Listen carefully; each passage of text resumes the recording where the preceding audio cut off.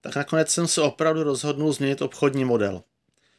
Jak jsem říkal v minulém videu, tak jsem se rozhodnul přerušit výběr peněz prostřednictvím HeroHero.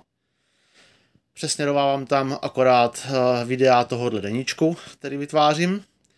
A budu se teďka snažit získávat fanoušky pro jazykový kurz a pro vytvoření pozemštiny formou oslovení bez toho, že bych po nich chtěl peníze. To znamená, že pokud vás zaujme myšlenka jazykové revoluce s pozemštinou, tak můžete navštívit stránku jazykovarevoluce.cz psáno s pomlčkou a tam si ty služby jenom objednáte.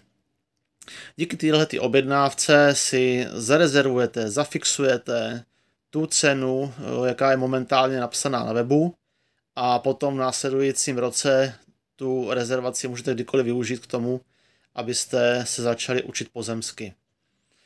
Je to vlastně způsob, jak si ověřit, že se najde dostatečný počet zájemců o ty kurzy a financování nebo peníze od těch lidí, vlastně co se vyberou, že se vyberou s naprosto jasným cílem opravdu to realizovat. Že se nemůže stát, že se najde akorát pár zájemců a tyhle lidi, že by o ty peníze své přišli. Sice to není moc peněz, dává se akorát 120 Kč měsíčně, potom 144, ale pořád to jsou peníze. A doufám, že to pomůže přesvědčit o to víc lidí, aby tu objednávku udělalo.